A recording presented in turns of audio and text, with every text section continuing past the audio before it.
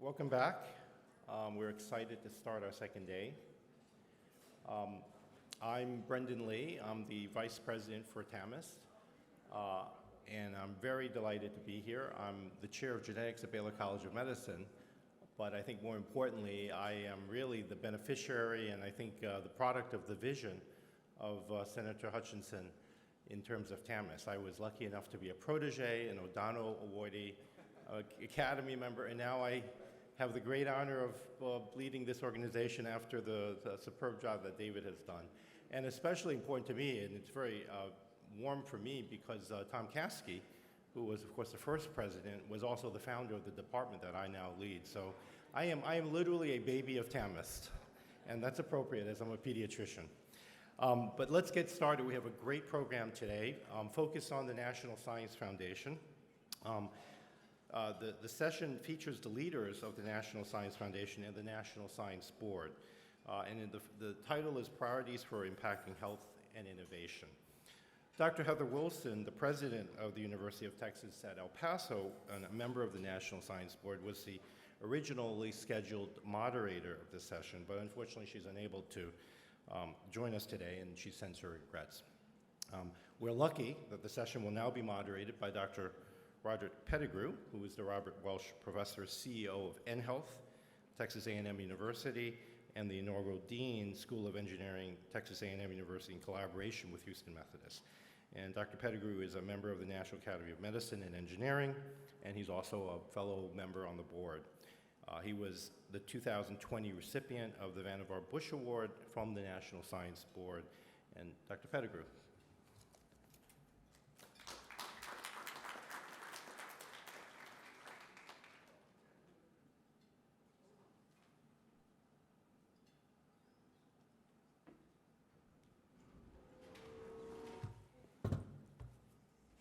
Actually, since I'm mic'd up, I'll make my way to the discussion setup here and ask my discussants to join me.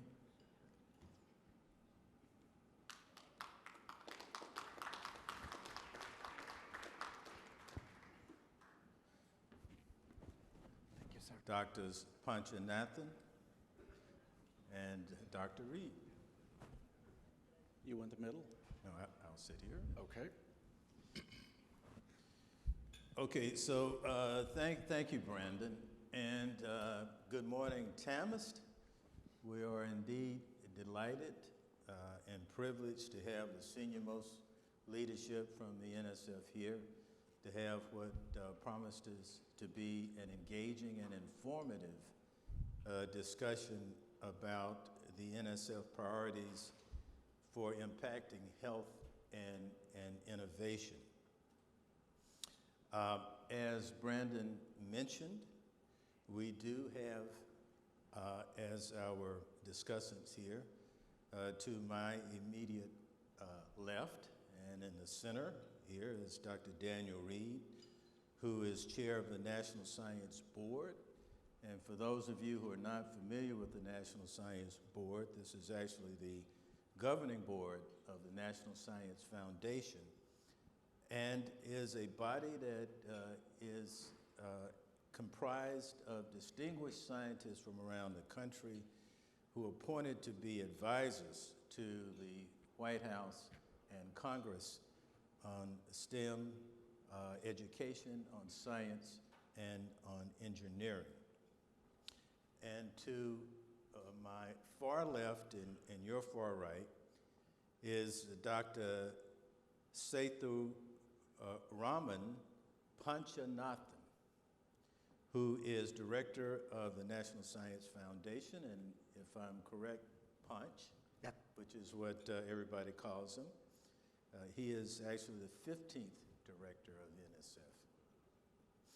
Now, you can read more about their biographies in the TAMEST website, but I will let you know that both of them are eminent computer scientists, and you may consider that when those of you stepping up to the microphone to ask your questions.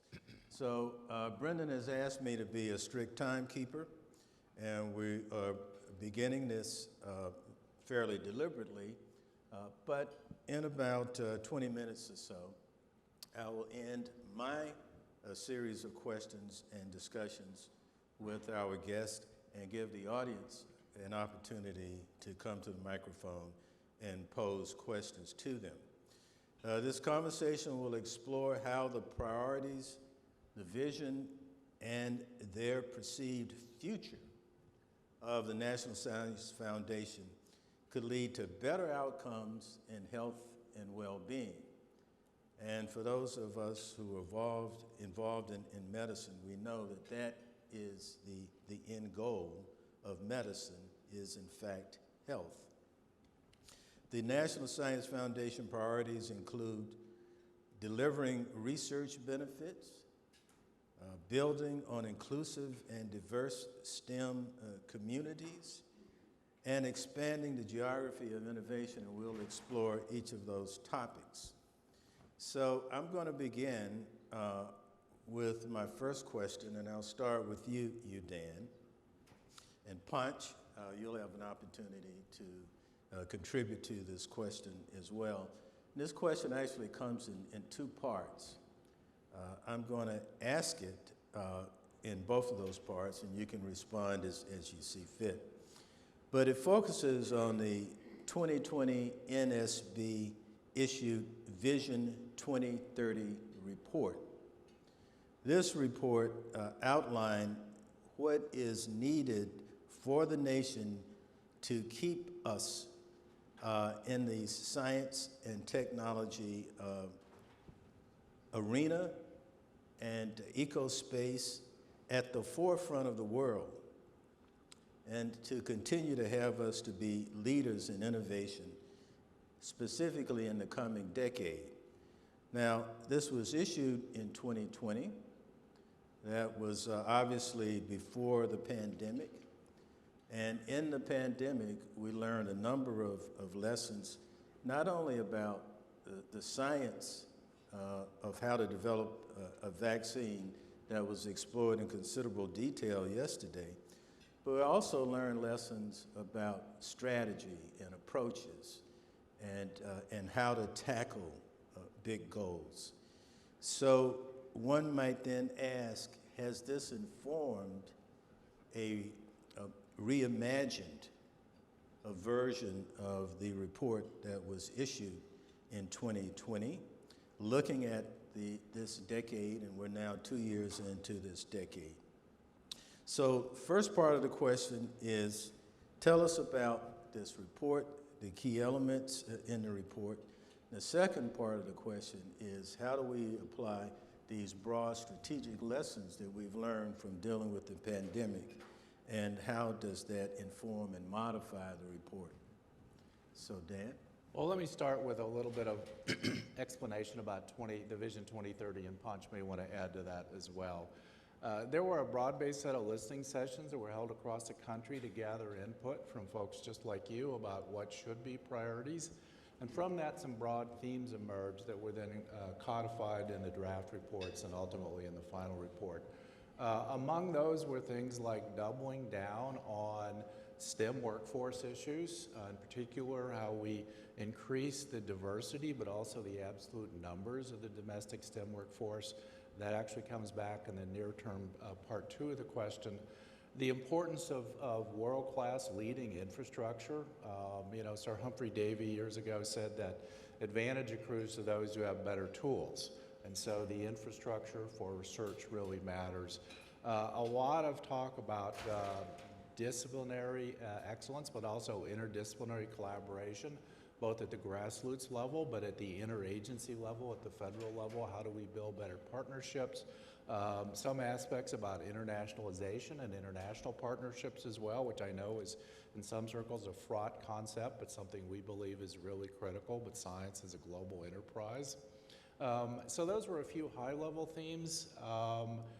We have since the 2020 report begun to execute against those with a whole series of working groups and initiatives. Another aspect of the report was doubling down on technology transfer. The new TIP Directorate is a piece of that story, and I expect we'll talk some about that in the context of geography of innovation. But so what have we learned really from the pandemic, both in the context of NSF and more broadly? I would say some of it, and you heard about it in the awards presentation around vaccines, is it takes a long period of basic research to create a near-term miracle. And the mRNA vaccines were an example of harvesting decades of basic research. And so that notion of we have to think in the long term, but we also have to think in the near term about how we respond with alacrity when opportunities arise. How do we marshal those resources? A lot of it was how to break down barriers across siloed disciplines, something some of us were talking about at breakfast this morning, because almost all of the complex societal problems that we want to solve and need to solve require expertise from disparate disciplines, and we have to bring them together, break down the silos of idiosyncratic nomenclature that allows people to talk and work together. And there are a whole set of associated reward metrics in academia and industry and in our culture that sometimes create disincentives for those cross-disciplinary collaborations. We have to address those. But the main thing I want to say about the lesson from COVID beyond those needs to focus on applications and collaboration is it really exposed, and we've all seen this, the inequities in our social environment that enable or disable people to participate in the STEM enterprise. There was a parallel study done by NSF, and we talk about the missing millions, because it truly is the case. If we had a STEM workforce in this country that was representative of the demographics of the US population, we would have millions more STEM workers. But we would more than double the number of women in STEM. We would close to triple the number of Black or African American participants, Native American participants, Latin and Hispanic participants. We have a huge set of issues there. And I want to be clear that we're not just talking about PhDs, as important as that is in the focus of this discussion. The skilled technical workforce, those people who might have associate degrees or above that engage in technical activities, there is a huge shortfall in that space as well. So the entire continuum of education in STEM fields, there's both an absolute shortfall, but there is a huge demographic gap between what we ought to be doing to have true equity and what actually exists right now. And the pandemic really brought to the fore those inequities, both in terms of the numbers, but in terms of how the disadvantages that exist, whether it have been things like lack of broadband access, lack of access to education, social and health inequities. There were 100 of those that came to the fore as part of the pandemic, and it just drove home how much we have to do. And to use a political phrase, why the fierce urgency of now really matters. Paj? Thank you very much. So I just want to sort of expand on this. Before I go to that point, this is a very important moment in our nation. We talk about 2030 vision, let's frame it. I had the fortune of being part of the National Science Board when the 2030 vision was put together before I became the director 2 years ago. So this is an important moment where global competition is something that we have never seen like what we are seeing right now, okay? And global competition is not a bad thing. In fact, it's, I would argue, a very good thing. It's motivating us, it's inspiring us, it is making us do things at speed and scale that we have never thought about before. It is more about us than anything about the competition. So that's the first point I want to make, is that this is motivating us to do better, faster, and stronger. So that's the first point. The second point I want to make, the context of all of this, is also the fact that talent and ideas are democratized and are everywhere across this great nation. But yet, to what Dan said earlier, we have not delivered on the promise of inspiring, motivating, nurturing, and delivering the talent for the benefit of our nation. So the missing millions that Dan talked about, there are tremendous amount of gaps that exist. We all know that, whether it is across the geography of the nation, whether it is across the socioeconomic demographic of the nation, whether it's across the diversity fabric of our nation, a lot of people are feeling left behind. That's the second context that we have. The third context is that if we all believe innovation is everywhere and possible anywhere, then we have yet not delivered that either. So which means that these are all not challenges, but tremendous opportunities to what we can do into the future. So the framing of 2030 vision is essentially addressing this important moment in what we can do. As I was saying at breakfast, I can assure you that there is total bipartisan support in terms of delivering the benefits of science, technology, engineering, and more for all the citizens. So if you have any questions about that, you should drop that first. Now to answer your COVID question, I have longer answers, but I would not go into that in the interest of time so that you can ask follow-up questions. On the COVID front, thousands of COVID projects, we call them rapid projects, were unleashed in order that the science, technology, engineering, fantastic inventions and discoveries can be brought to the moment. So that was done. Clearly, the COVID moment has taught us that learning can be had anywhere. Yes, we have challenges, but learning can be had anywhere. Can we take this moment of that and see how we can reach people everywhere? So that's something that we are learning. As Dan said, NSF has realized the importance of even more investment in basic research as well as translational research at the same time.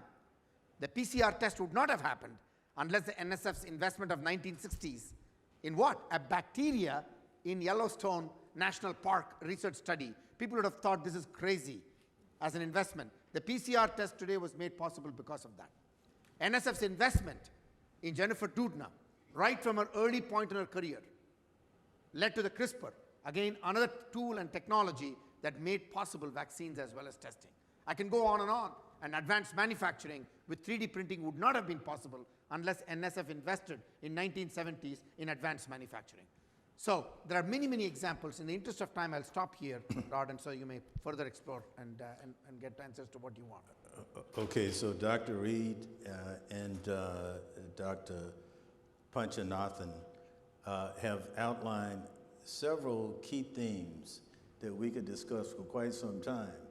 And you've done a fantastic job, so much so that you've really previewed the remaining questions that I have. You read your mind.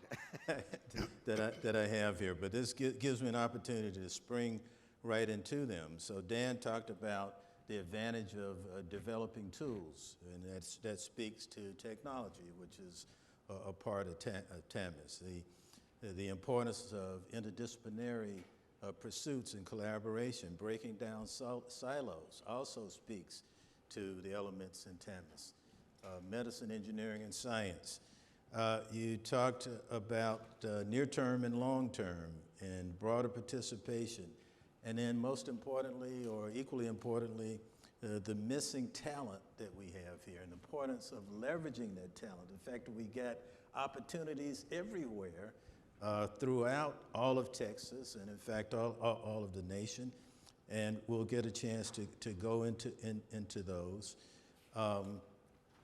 But this next question really focuses in on the technology innovation and what sorts of strategies in the 21st century, in the second decade of the 21st century, should we employ, leverage, and use as strategies to make the most of technology and innovation. You have what you announced here in Texas that you officially call the Technology Innovation and Partnerships, or TIPS, Directorate. So you now have a section of NSF specifically focused on this concept.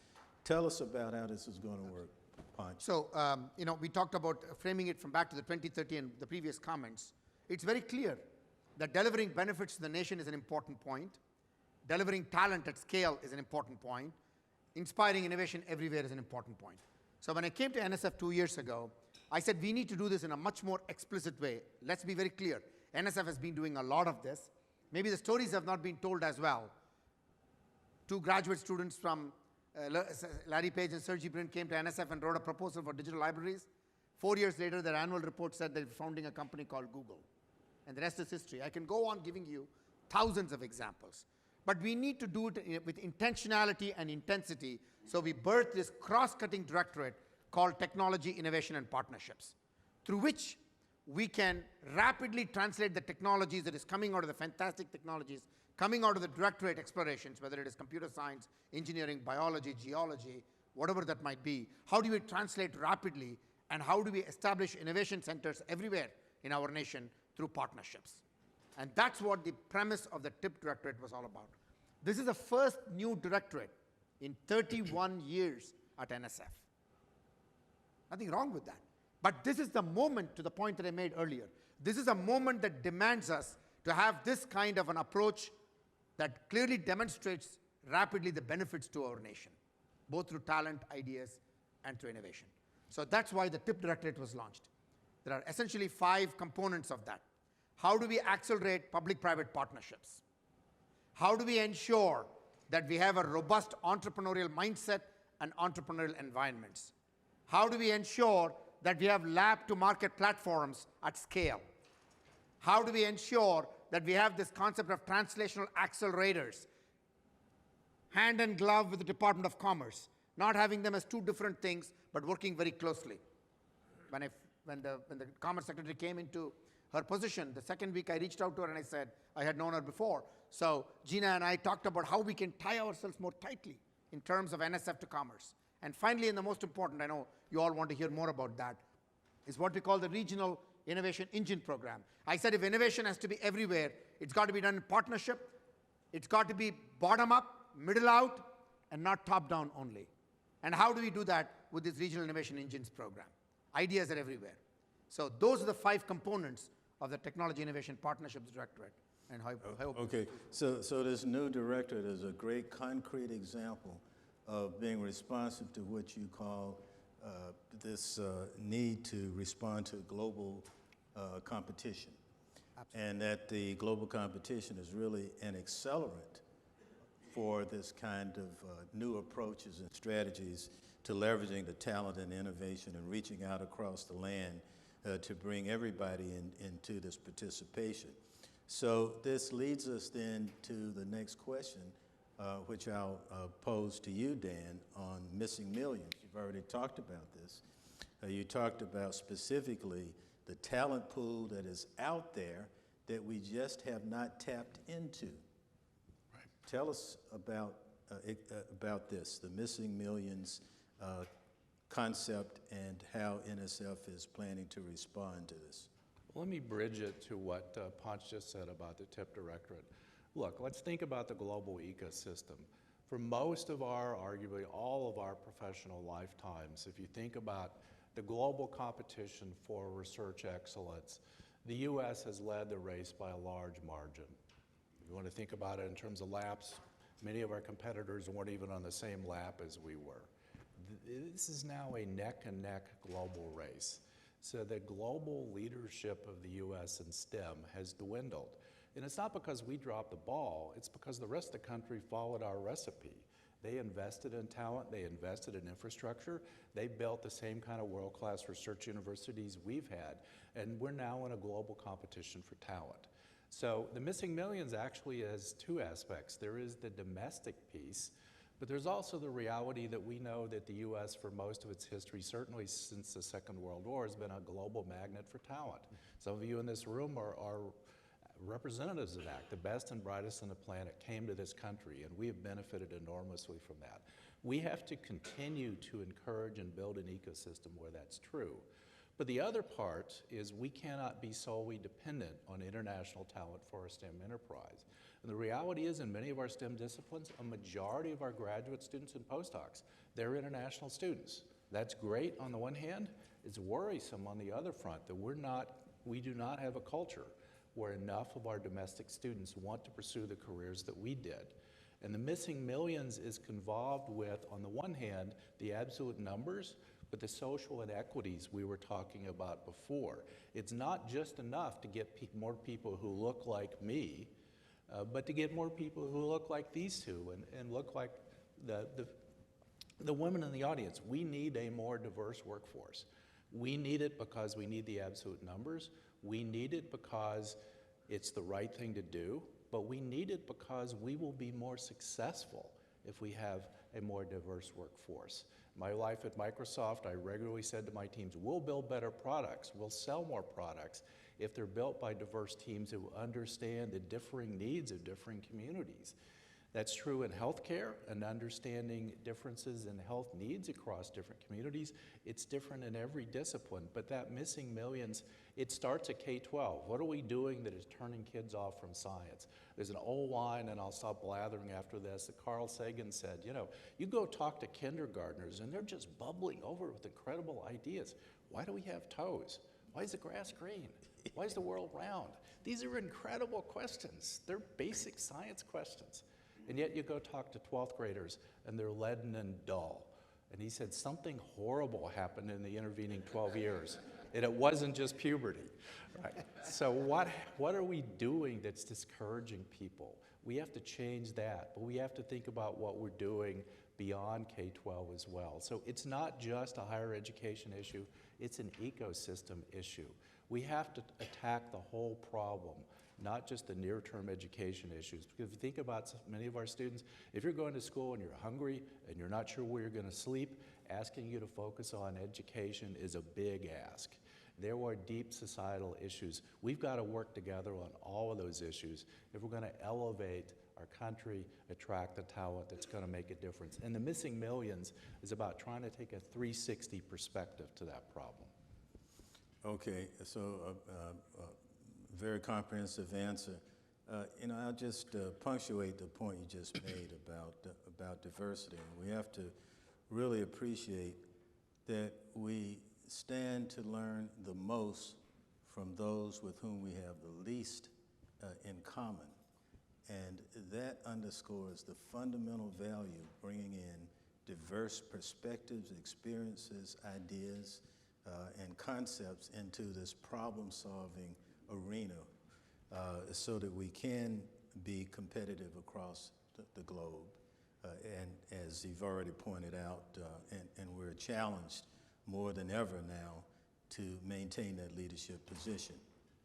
So the final question for you, and I'll pivot again to Punch, is about geography. And in the Vision 2030 report, you introduce a term that is somewhat unique, I think, to NSF, and that term is the geography of innovation. What is meant by the geography of innovation, and how is the NSF executing this vision? So thank you for asking that question. So what geography of innovation, I think it's pretty, as the title says, innovation is everywhere. Innovation is anywhere. Innovation is everywhere. How do we now bring those ideas that are there in every community? In every community, and how do you lift those ideas and build solutions? Let me give you an example. If you look at the states of Nebraska, Kansas, Iowa, Indiana, Illinois, just let's take that as one region. I was there not too long ago, both in Kansas as well as in Illinois. If you're building the future of agriculture and with unbelievable technologies for the future, that is one crucible, a region of unbelievable innovative potential in that particular focus area. It's not limited to that, but I'm just saying that as an example. Every region has got amazing context that can be exploited. Yes. And therefore, we can do unbelievable things, not only in terms of the bigger regions or states, but even in local regions. Let me give you another concrete example. We launched the AI Institutes program 2 years ago. And when I came in, it was just about getting started. I said, I want to rename this as AI in every state. Because I didn't want it to become that this is very particularly for a few regions in the nation, that AI talent, whether it is K-12, research talent, entrepreneurial talent, whatever it is, should be everywhere and is everywhere. How do you lift them up? I'm very proud to say that after 2 rounds of AI institutes, we have already spanned 40 states in the District of Columbia. And I know that we're going to get to the full, being in every state and connected to every state. That's how we get innovation spawning everywhere, happening everywhere. That's what geography of innovation is. How do you get innovation everywhere, happening across the nation? Because there is so much talent, there is so many ideas, so much skill, that we need to bring it all to life. Yes, and so this also speaks to this missing millions concept and leveraging diversity and bringing all of the talent that we have in this nation into this problem-solving space. Exactly. Exactly. Exactly. You know, Rod, if I could say this, I know that you're looking at the watch, but I'll say this, because what Dan said. I often say this. For far too long, as a nation, we have substituted domestic talent with global talent. It cannot be that way. Global talent should be augmentative and additive to domestic talent, not substitutive. What do I mean by this? We need to welcome every domestic talent that we can get to come here. At the same time, we need to inspire every bit of domestic talent here, right here. Both are important in order for us to be in the vanguard of competitiveness. That's what we are trying to do. Marvelous. So, Brendan, you'll be delighted to know that we're on time. That was my assignment, was to be a strong timekeeper. And this means that we have an opportunity for members of TAMEST and guests in the audience to come to the microphone and take advantage, to tap into this unusual brain trust that we have here, the senior leadership of National Science Foundation. So the floor is open for questions.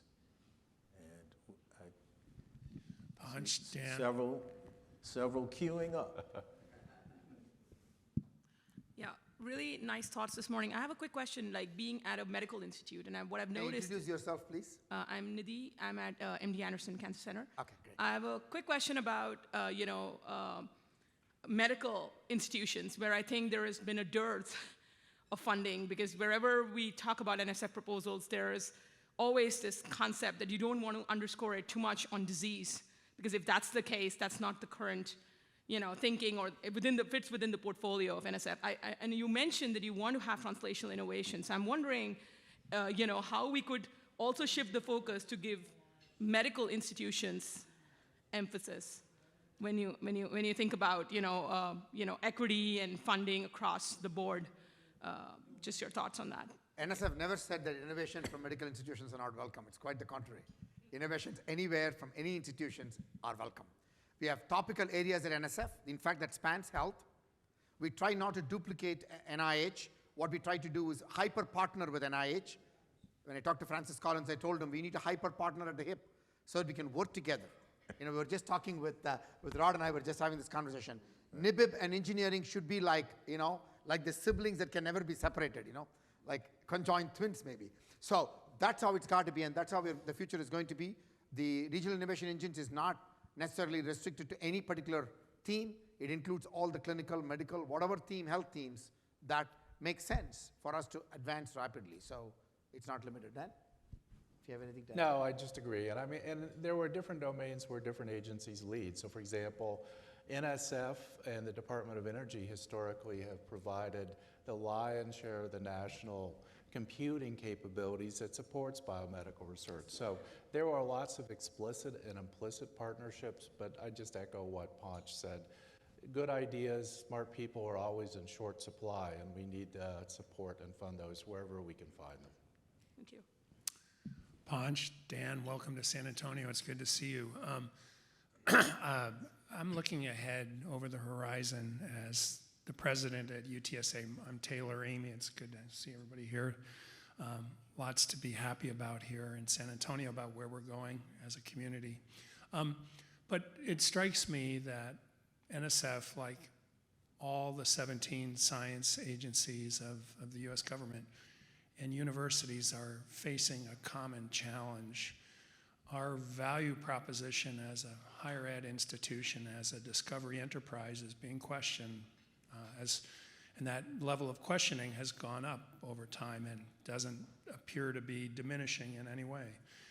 And there's little understanding at some levels about what a discovery enterprise at a university is. I mean, we all know what it is, and it's something that's cherished globally. Our meritocracy is viewed immensely positively by the rest of the world, yet our communities here don't really understand that role that we have. And our science agencies have the same challenge of the fact that science is questioned these days is in the same realm of lack of understanding. And I think have you had a chance as a National Science Board to contemplate science education, science literacy, science advocacy, kind of in the trenches about how we have our communities, our taxpayers understand what we do? And I think higher ed and the research community writ large of the United States, in corporations and not-for-profits, at medical centers, we all have to be working together with the science agencies to advocate in this fashion. So I'm curious what the NSB has been doing about thinking about that. Thanks. It's a great question, Taylor, and it's true. In some sense, I think most of us would have been shocked if we'd been told 30 years ago that some of our basic premises are being questioned in some of the ways. And you can see that play out in the political divide over COVID and the responses to that as well. I think and you put your finger on a piece of it, and I think there is a broad base of support for science. If you look at national surveys, it has declined some in higher education as well, but it's still highly ranked if you look at those surveys. But I think we have got to be something that we in academia in particular have been somewhat loath to do in the last maybe 20 years, which is be public intellectuals. And I don't mean that in the arrogant, we're the smart people, we're going to tell you the answers, but in the way that public intellectuals existed in a previous generation, which meant we go out and we talk to society and we partner with them, not as in the we're here from the government and we're here to help you spirit, but let's reason together and talk about real world problems and how we can solve them. Does that mean we'll sometimes get some arrows in the back because politics is a messy process? Yeah, it will. But I think we have to do more of that. I think the other one that, and we were talking a bit about this at breakfast, most of the public does not actually know how science is done. Because what we teach kids, as I was saying earlier in K-12, is a poor facsimile of the real scientific process. So having more exposure to the real scientific process, some of this means teaching ourselves how better to talk to the public about science. Some of it means inviting people in to see what we really do. Because the truth is, most college graduates in this country, even the ones who went to major research institutions, have very little idea what goes on in those shiny buildings that our faculty do when they're not in the classroom. And that lack of understanding, I think, is the root of our problem, because fear is always a consequence of lack of understanding. That's sort of a natural human impulse. We've got to engage more. We have to be more sharing and more collaborative. And will that bring some pain? Yes, but I think it will also bring progress. And I will say one last thing that worries me and why I think this is so critical. It used to be that historical change happened on a generational basis. And so a new generation could inculcate the effects of change, and the old generation passed away. When we have major sociological changes driven by science and technology that are happening on a 5 or 10-year basis, with profound economic and social changes, we as a society have to have informed debate about these issues. We have to do a better job of engagement, listening to the fears, and talking to people about how we're not the problem, we're a partner in the solution. Thank you, Dan. I think, I was just going to complement it with a few other things that I've been thinking about is where does this start? It starts at K-12, right? If our schools where the children are have an appreciation for science, not all of them have to become STEM majors, but they have an appreciation for science, and you build a trust in science too. And that starts where, because the teachers inspire the students to become excited about science. We don't have enough teachers who are inspired themselves to inspire the children in the schools. And so where does that problem reside? It is back to the institutions like UTSA and where the institution that I came from, where we may have teachers' colleges, where the students that are being taught, the future teachers, are not getting enough connection with science and engineering and the wonders and the marvels so that they get excited and in turn excite the children when they can come in touch with them. So it's a holistic problem that we need to address at all levels, in addition to what Dan mentioned. At every level, we have to address this. Clearly, science communication, Taylor, you're absolutely right. More science communication, better storytelling, better understanding with the public that, all the things that you all take for granted. I think very few people will actually take this device, and I don't have it, I have it there, or cell phones, and really trace back and say how much science made that possible, right? And it's taken for granted. It's just a screen delivering something, or social media or whatever they're interacting with. But if you actually go back and tell the story of what made that possible, we don't do enough of that. And so I think there's a lot on us to do at so many levels. And NSF is trying to see what it can do, but it is not just NSF. This morning we talked about philanthropy. We talked, of course, clearly the other agencies, and every institution, every community has to do more. We are at a very important moment, as Dan started talking, important moment where we identified that we might have the best science solutions. We might have done it fast in the COVID moment, but yet we have not succeeded in terms of getting that understood by everybody, and therefore adopted or not by others. So I think it's a very important moment that's teaching us a lot of things that we need to still work on. I'll throw out one quick factoid to try to drive home some of this connection to our inequities. If you are a child who is eligible for free or reduced school lunch, by the 8th grade, you are behind in science and math, and you will never catch up. And that's not just true of members of traditionally underrepresented groups. It's true of majority students as well. And so these deep social inequities and economic inequities feed lifetime inequities in STEM literacy. And as Ponch said, it's not just, we do not need everyone to become a STEM expert, but we do need everyone to be STEM literate to talk about these complex issues and how as a society we respond. So they're all connected. But I would say the last thing to remember about, and I think the other part of your question, Taylor, was how do we galvanize government to invest more in science and STEM writ large? We've got to do better jobs of telling the stories, not just of give us money, we're smart people, we'll do cool stuff. There's a legacy of level of support for that. But it's got to be we are solving real problems, and this is how we're doing it, and these are stories about how that's happening. And so that's the place that I think we've got to up our game. Let me thank Taylor for that question and bringing in this topic into the discussion. Or just when I conclude, I'll end with you. Don't panic. Yeah, don't panic. But I do think, and we certainly have learned that among the conceptual lessons from the pandemic is the importance of social sciences and sociology, as have been articulated by our guest. And so thank you for bringing that up. We really do need to integrate social science, behavioral sciences, in with the physical and life sciences, engineering and technology, in order to do what we really want to do, which is have an impact and improve the global human condition. So I'll give you the last question.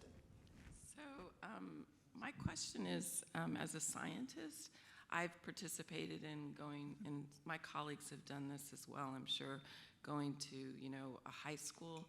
Many times it's a high school that's in a higher socioeconomic, because they're maybe interested in that. The other thing that there's other groups that, like ASM, that have lectureships that you volunteer for, and you just give lectures to any undergraduate group. But you talk about these things about communication, and I'm just wondering if you have any mechanisms that you've thought about setting up to actually, provide a mechanism for us to go out, and talk with people, because mainly it's when people ask.